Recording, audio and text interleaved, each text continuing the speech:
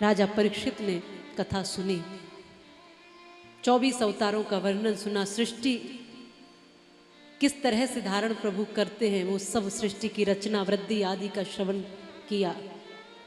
मनु भगवान की कथा को सुना, मनु और शत्रुपा की उन 3 पुत्रियों 2 पुत्र उन कथाओं को सुना, देहूती माँ की कथा को सुना। ये श्रवण कर रहे हैं। और देहूती माँ के जब जो 9 कन्या और 1 पुत्र कपिल भगवान, माँ देहूती भी अपने बालक कपिल से सुन रही हैं, श्रवण कर रही हैं। ये प्रथम भक्ति है, श्रवणम। हम देखेंगे कि बड़े से बड़े संत भी सुनते हैं, बड़े से बड़े ज्ञानी भी सुनते हैं, क्योंकि ज्ञान का कोई और छोर नहीं है। ये अथाह सागर की तरह गहरा है। जितना जितना तुम अर्जित करते जाओगे उतना लगेगा अभी तो मुझ में कुछ भी नहीं है, अभी तो एक बूंद भी नहीं है। ये इतना गहरा है।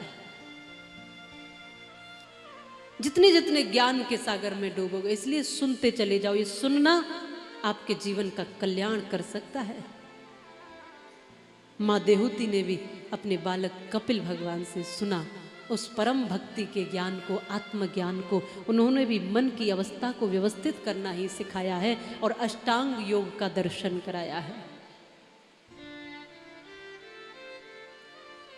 ये कथा सुनने के लिए आदेश करती है।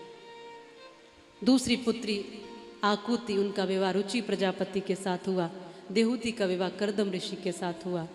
रुचि जो थे उनके भी 2 संतानें हुई, 1 पुत्र 1 पुत्री।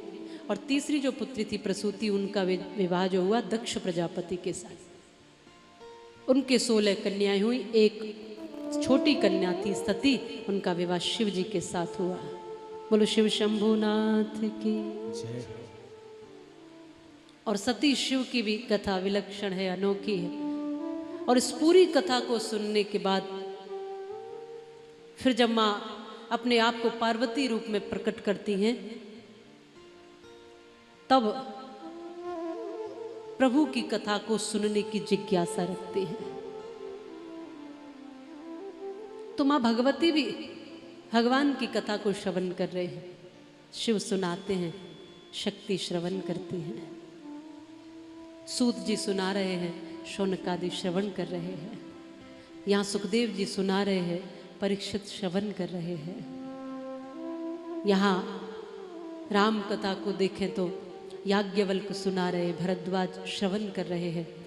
यहाँ वृंदावन की भूमि पर भी अनेक संत सुना रहे हैं, अनेक भक्त श्रवण कर रहे हैं। और यहाँ साक्षी धाम में भी यहाँ से ठाकुर जी आपको सुना रहे, आप सब भक्त सुन रहे हैं, श्रवण कर रहे हैं। ये कृपा नहीं तो क्या है? सुनना सीख जाओ। सबसे बढ़िया गुण है सुनना। अगर वास्तव में कल्याण चाहते हो तो सुनने के योग्य बनो, श्रोता बनो, श्रवण करने के लायक बनो। पूरी पूरी जिंदगी निकल जाती है, व्यक्ति श्रोता ही नहीं बन पाता। सुनना पसंद नहीं है किसी को, बोलना सबको पसंद। सब चाहते हैं कि हमको माइक मिले तो हम पूरी कथा कर दें। और मैं जानती हूँ कि आपको माइक मिल जाए तो आप मुझसे भी बढ़िया कथा कर दो। बोलना सबको आता है, सुनने में धैर्य लगता है।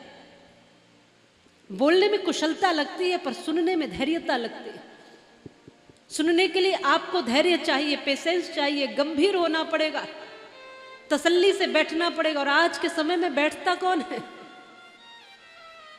एक घड़ी नहीं बैठते। और आज के समय की सुनने की जो सीमा है, आज के युवा तो सुनना ही पसंद नहीं करते कुछ भी। आज के समय में, सोशल मीडिया के जमाने में, रिसर्च कहती है कि आज के युवा की सुनने की क्षमता कितनी है पता है आपको? 9 सेकंड। वो 9 सेकंड ज्यादा से ज्यादा किसी को सुन सकता है। देखिए, आज रील का जमाना है। आप देखते नहीं हो, जब भी आप मोबाइल लेके बैठते आपकी उंगली कैसे चलती, एक आया दूसरा गया।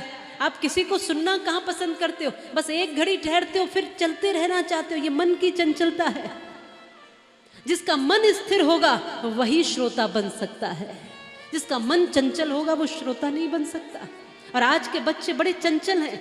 चंचल क्यों है? क्योंकि वो जो सुन रहे हैं वो भी सब चंचल वाला ही है। वो जो देख रहे हैं वो भी गंभीर करने के लिए नहीं है। आज के संगीत को सुनो, आज का म्यूजिक सुनो, एकदम सुपर फास्ट। वो उसने ली गाड़ी और एकदम कानों में लगाता है हेडफोन और गाने चलाता है एकदम फास्ट, और गाड़ी भी चलाता है, गाने भी फास्ट, गाड़ी भी फास्ट। आज के समय में चलना भी फास्ट, खाना भी फास्ट, हंसना भी रोना भी सब फास्ट, इसलिए आना भी फास्ट, और सब फास्ट फास्ट हो रहा है। छोटी सी उम्र में चले ही जा रहे हो, कोई शांति जीवन में दिखती नहीं है, स्थिरता दिखती नहीं है। इसलिए श्रोता होने के लिए तो बहुत कुछ चाहिए आपको, और अच्छा श्रोता ही अच्छा वक्ता बन सकता है, बिना सुने कोई अच्छा बोल ही नहीं सकता है। इसलिए सुनने पे जोर दिया, और आप सुनते ही नहीं। पत्नी कहती है सुनो जी, पत्नी भी यही कहती है सुनो जी और ये सुनते नहीं, ये निकल जाते हैं इधर, फिर आते हैं बाहर से, फिर कहती है सुनो जी, कहता बहरा नहीं हूं, सुन रहा हूं, बोलो। वो मनी मन कहती है हो तो बहरे ही, कान बेशक दिखाई दे रहे पर सुनते कहां हो, बोलो कान तो तुम्हारे हैं पर सुनते कहां हो तुम। हर पत्नी की ये शिकायत है कि ये सुनते ही नहीं। फिर पति वो भी ऐसे ही बैठा है मुंह लटका है। हमने पूछा भैया तुम क्यों परेशान हो, तुम्हारी पत्नी परेशान है कि तुम नहीं सुनते हो, तो तुम क्यों परेशान हो। वो मैं भी इसी बात से परेशान हूं कि ये भी मेरी नहीं सुनती है मैं भी सुनाना ही चाहता हूं, ये भी कहां सुनती है। दोनों माँ बाप मुंह लटकाए बैठे हैं कि क्यों भाई आप क्यों दुखी हो। बोले संतानें सुनती नहीं है, ये बच्चे सुनते नहीं। हर किसी की यही शिकायत है कि वो सुनते नहीं। और बच्चों को पूछो कि आप, बोले माँ बाप भी हमारी सुनते नहीं। बच्चे भी यही कह रहे हैं कि हम कहना चाहते वो सुनते ही नहीं।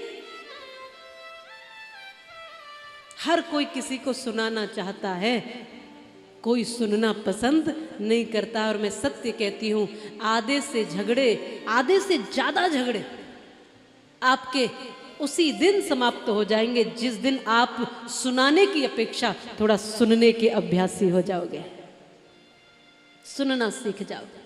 जिसे देखो बोले जा रहा है, जिसे देखो बोले जा रहा है। जिस दिन सुनने लगो, थोड़ा सुनना सीखो। सुनने के लिए बहुत धैर्य चाहिए भाई। लोग थोड़ा सुनते हैं, जैसे ही थोड़ा सा सुना तुरंत बोलने लगते हैं। वो सुनते भी इसलिए कि ये चुप हो तो हम बोले। हर व्यक्ति प्रतीक्षा में है कि सामने वाला चुप हो और हमने बोलना शुरू करें। इसलिए बोलने से अधिक खतरनाक मौन होता है। आपसे कहा जाए कि एक दिन पूरे दिन बोलना है, आप खूब कर लोगे क्योंकि आप खूब बोलते हैं, ये तो अभ्यास है हमारा, बोल लेंगे जी। लेकिन कहा जाए एक दिन मौन रहना है तो मुश्किल हो जाएगी। ऐसा कर लिया करो, एक दिन पति मौन रह लिया करे और एक दिन पत्नी, कितना अच्छा होगा। एक दिन पत्नी को मौका मिला कि वो सुनाए जा रही है, पति को सुनाए जा रही है, सुनाए जा रही है, और दूसरे दिन फिर पति को मौका मिला, वो डबल सुनाएगा। मौन भी तुम इसीलिए रखोगे कि कल सुना सकते। तो वास्तव में सुनना वो है जो भीतर उतर जाए।